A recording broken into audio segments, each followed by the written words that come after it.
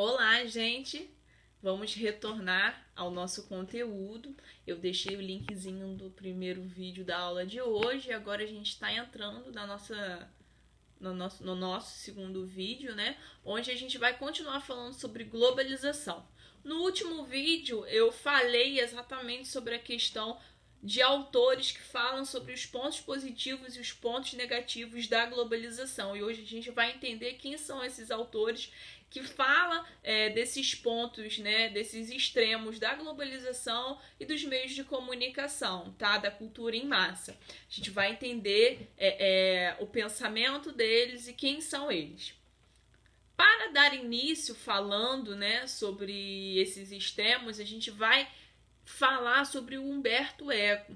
Humberto Eco ele vai ser um autor importantíssimo no que diz respeito a falar sobre essas diferenças, tá? Ele vai criar uma obra que se chama Os Apocalípticos Integrados, né? Onde cada um possui a sua visão. E eu quero falar muito de uma frase dele que é conhecida. É uma frase interessantíssima que a gente vai fazer uma análise agora, uma imaginação sociológica sobre a frase. Ele diz exatamente o seguinte: a internet promoveu o idiota da aldeia a portador da verdade. Vou falar de novo. A internet promoveu um idiota da aldeia a portador da verdade. E aí, o que vocês entendem sobre essa frase, hein? Você pode olhar de uma forma crítica, né? Falar, nossa, ele tá chamando as pessoas de idiota. Mas vamos lá, vamos fazer uma análise sobre essa frase. Existem, né, interpretações sobre ela, então vamos lá. Existe um autor, um escritor que se chama Nelson Rodrigues, e vocês com certeza já devem ter ouvido falar sobre Nelson Rodrigues. Ele conta, né, que o idiota, ele era um idiota recluso, né? Ele vivia sozinho, esse idiota, ele tinha suas próprias ideias e ele não compartilhava com ninguém, às vezes por achar exatamente suas ideias idiotas, até que ele resolve sair de casa e encontrar com uma outra pessoa, no caso com uma outra idiota. E aí ele começa a perceber que as suas ideias não são tão idiotas assim, né? Tem outras pessoas que pensam da mesma forma. E aí um idiota vai encontrando com outro.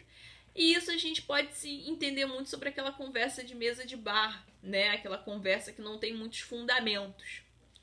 E aí, olhando dentro do Humberto Eco, a gente vai perceber que, na verdade, ele está querendo dizer o seguinte: há muito tempo atrás, né, sei lá, boto uns 100 anos aí atrás, a gente percebia que o conhecimento, né, normalmente, quando a gente queria falar sobre alguma ideia, principalmente a agressiva e uma ideia ruim, a gente passava por um processo, né?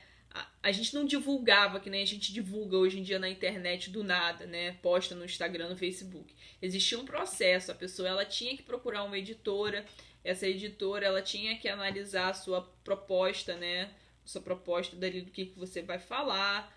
E aí ela falava, faça um livro sobre isso, faça um poema sobre isso, um conto sobre isso. E aquilo dali ele passava por um processo de análise da editora até que finalmente aquilo fosse divulgado, né, de certa forma. Então, digamos que era uma burocracia muito grande para a divulgação desse conhecimento. E hoje a gente tem internet, né? A internet está ali passando todas as informações o tempo todo. Só que aí a gente precisa pensar que ela passa informações, mas ela não passa formações. As pessoas não são graduadas por muitas vezes ali dentro do Google, por exemplo, para falar daquilo que ela está falando. Muitas vezes fala através de ideias do senso comum. Então é muita informação para pouca formação. Né? A gente percebe, principalmente em período de eleição, como que as ideias elas são divulgadas toda hora. Você possui, aí você fica acumulando curtidas daquilo que você está falando para ver se as pessoas concordam com aquele seu pensamento que muitas vezes não tem fundamento. E também essa frase pode ser ligada a uma ideia de um ser detentor daquele saber, né? Aquela pessoa que tá ali onde os outros, né, compartilham da sua mesma ideia por ela ser uma detentora, um detentor do saber, porque possui graduação, pós-graduação, mestrado, doutorado sobre aquilo, né? E na verdade a gente sabe que não é bem assim também, né? Não tem como, bem, pelo menos ao meu ponto de vista, a gente olhar dessa forma também. Só quem sabe é aquele que possui PhD naquela informação, tá? Então, mas vamos para a parte, isso aí é só uma curiosidade. Vamos para a parte que interessa do nosso conteúdo. Humberto Eco, como eu disse, através da sua obra, né, ele vai separar os apocalípticos, que são aqueles pesquisadores que são contra, né, aos meios de comunicação. E eles vão falar que esses meios de comunicação geram, na verdade, uma homogeneização da cultura e também uma alienação por parte da sociedade, né? E a gente vai ter os autores integrados, que são aqueles pesquisadores que são a favor dos meios de comunicação. São aqueles que falam que os meios de comunicação eles acabaram trazendo uma democratização do conhecimento, né, e da cultura. E essa é a ideia de democratização, tá?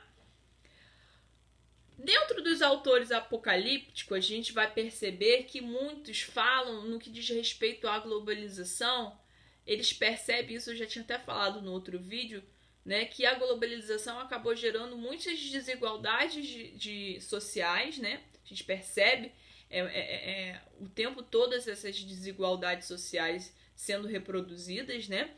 A gente percebe uma acumulação do capital, aquela acumulação onde muitos têm muito capital e outros têm pouco, por isso essa desigualdade social, e também as tradições que não possuem mais articulações, as tradições elas não são tão mais temidas assim como antes, a gente não tem mais aquele temor por aquela tradição do qual eu nasci, do qual você nasceu, tá?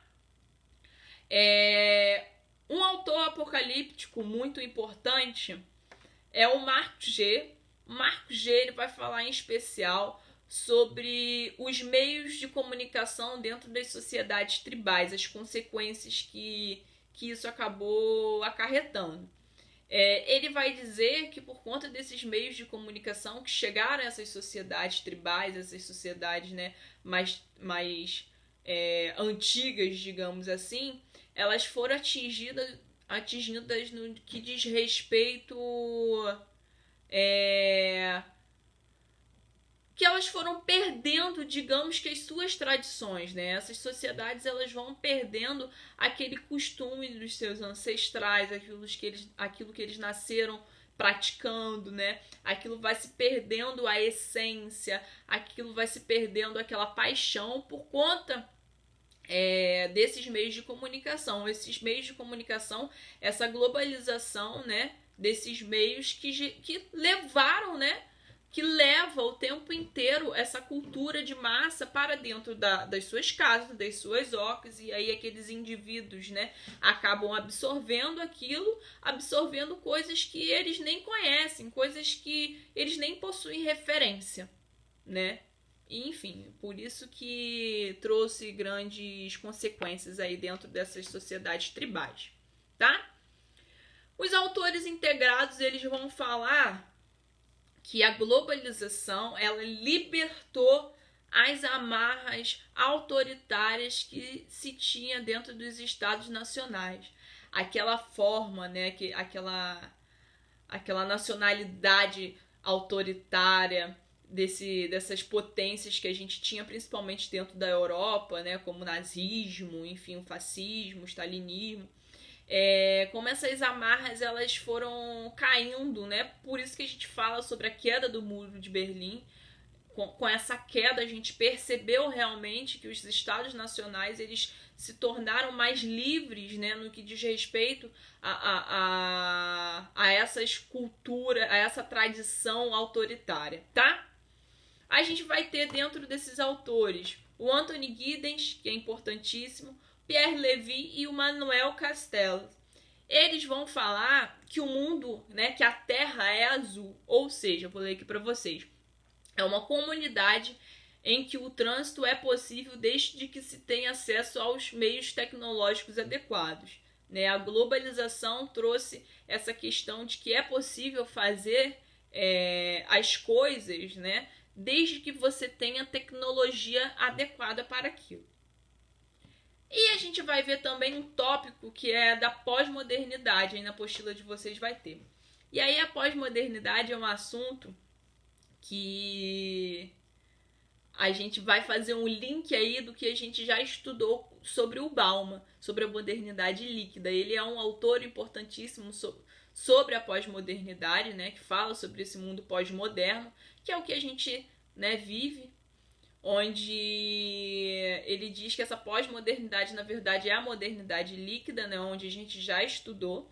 E aí tem um vídeo de uma entrevista dele, né, muito interessante, pequeno, de 3 minutos. Se vocês quiserem, eu vou deixar o link.